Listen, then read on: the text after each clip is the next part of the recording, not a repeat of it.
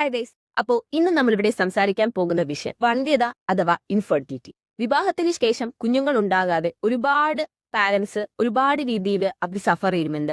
അതിന്റെ കാരണം എന്താണ്, എന്തൊക്കെ പരിശോധനകളാണ് ഇതിൽ അവൈലബിൾ ആയിട്ടുള്ളത്, എങ്ങനെ നമുക്കിത് ചികിത്സിക്കാം എന്നൊക്കെ നമുക്ക് ഈ വീഡിയോയിൽ കാണാം. എന്താണ് വന്ധ്യത? ഒരു ദമ്പതികൾ ഒരു വർഷം ഒരു പ്രൊട്ടക്ഷനും ഇല്ലാതെ സെക്ഷലി ഇന്റർകോഴ്സ് ചെയ്തിട്ടും കുഞ്ഞുങ്ങൾ ഉണ്ടാകാത്തതാണ് ഇൻഫെർട്ടിലിറ്റി അഥവാ വന്ധ്യത എന്ന് പറയുന്നത്. ഇതിന്റെ പ്രധാന കാരണങ്ങൾ സ്ത്രീകളുടെ പ്രശ്നം കൊണ്ട് മാത്രമല്ല വന്ധ്യത ഉണ്ടാകുന്നത്, പുരുഷന്മാരുടെ പ്രശ്നം കൊണ്ടും വന്ധ്യത ഉണ്ടാകാനുള്ള കാരണങ്ങൾ ഉണ്ട്. സ്ത്രീകളുടെ വന്ധ്യതയുടെ കാരണങ്ങൾ എന്തൊക്കെയെന്ന് പറഞ്ഞു കഴിഞ്ഞാൽ PCOD അഥവാ PCOS, സെക്ഷൻ ഇംബാലൻസ് അല്ലെങ്കിൽ ഹോർമോണൽ ഇംബാലൻസ്, തൈറോയിഡ് ഇംബാലൻസ് അതായത് തൈറോയിഡ് ഡിസ്ഫങ്ഷൻ പോലത്തെ അസുഖങ്ങൾ, തൈറോയിഡ് ഹോർമോൺസിന്റെ ഫ്ലക്ച്വേഷൻസ് കാരണം വരാം, ഒബിസിറ്റി കാരണം വരാം, സ്ട്രെസ് കാരണം വരാം. അതുപോലെ തന്നെ നമ്മളുടെ ഡേ ടു ഡേ ലൈഫിൽ നമ്മൾ ഒരുപാട് രീതിയിലുള്ള മാറ്റങ്ങൾ ഉണ്ടാകുമ്പോൾ നമുക്ക് ഈ പറയുന്ന സ്ത്രീകൾക്ക് ഈ പറയുന്ന വന്ധ്യത വരാനുള്ള ചാൻസസ് കൂടുതലാണ്. അപ്പോൾ ഈ പറയുമ്പോൾ പീരീഡ്സ് അല്ലെങ്കിൽ മെൻസ്ട്രൽ സൈക്കിളിന് ഏറ്റവും ക്രൂഷ്യൽ റോൾ ഇവിടെ പ്ലേ ചെയ്യുന്നുണ്ട്. സോ അതിന്റെ ഒരു ഫോം ഓഫ് റെഗുലാരിറ്റി ബേസ് ചെയ്ത് തന്നെയാണ് സ്ത്രീകൾക്ക് വന്ധ്യത വരാനുള്ള കാരണങ്ങൾ. ഇനി പുരുഷന്മാരിൽ വന്ധ്യത വരാനുള്ള കാരണങ്ങൾ എന്ന് പറയുന്നത് സ്പേം കൗണ്ട് കുറയുന്നത്, സ്പേം മൊബിലിറ്റി കുറയുന്നത്, സ്പേമിന്റെ സൈസിനും ഷേപ്പിനും മാറ്റങ്ങൾ വരുന്നത്, അതുപോലെ തന്നെ വെരിക്കോസീൽ എന്ന് പറഞ്ഞു കഴിഞ്ഞാല് നമ്മുടെ ഈ പറയുന്ന സ്പേംസിന് ഒരു ഫോം ഓഫ് ടെമ്പറേച്ചർ ആണ് വേണ്ടത്.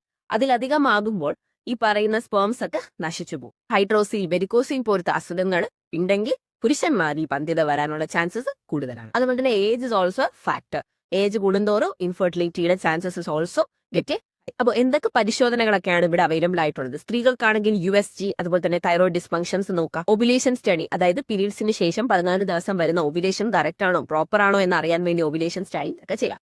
പുരുഷന്മാരാണെങ്കിൽ സെമൻ അനാലിസിസ്. ഈ സെമൻ അനാലിസിസ് ചെയ്യുമ്പോൾ നമുക്ക് ആ സ്പേമിന്റെ കൗണ്ട്, സ്പേമിന്റെ മോട്ടിലിറ്റി, സ്പേമിന്റെ ഷെയ്ഡ് സൈസ് ഇതെല്ലാം അറിയാൻ പറ്റും. ഹോമിയോപ്പതിയിൽ ചികിത്സ ലഭ്യമാണ്. സ്ത്രീയെയും പുരുഷനെയും കംപ്ലീറ്റ് ആയിട്ട് മനസ്സിലാക്കി അവർക്ക് രണ്ടുപേർക്കും ഉള്ള ചികിത്സ കൊടുക്കുന്നതാണ്.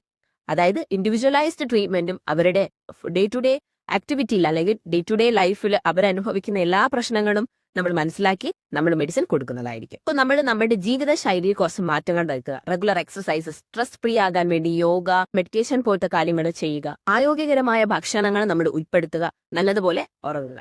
അപ്പോൾ ആളുകൾ എന്ത് വേണോ പറയട്ടെ, so never mind the peoples around us. വന്ധ്യത അഥവാ ഇൻഫെർട്ടിലിറ്റി എന്ന് പറയുന്നത് ഒരു രോഗം മാത്രമാണ്. അത് പരിശോധിച്ചാൽ, അത് പ്രോപ്പറായിട്ട് ചികിത്സിച്ചാൽ അതിന് ഫലം ഉണ്ടാകുന്നതാണ്. സോ അതിന്റെ കാരണങ്ങൾ മനസ്സിലാക്കി ചികിത്സിക്കുക. ഈ വീഡിയോ നിങ്ങൾക്ക് ഇഷ്ടമായ ലൈക്ക് ചെയ്യുക, ഷെയർ ചെയ്യുക, കമന്റ് ചെയ്യുക, സബ്സ്ക്രൈബ് ചെയ്യുക. മറ്റുള്ളവരുടെ അറിവിലേക്കായി ഈ വീഡിയോ ഷെയർ ചെയ്ത് കൊടുക്കുക. സോ ഇന്നത്തെ വീഡിയോ ഇത്രയേ ഉള്ളൂ. ഇനിയും പുതിയ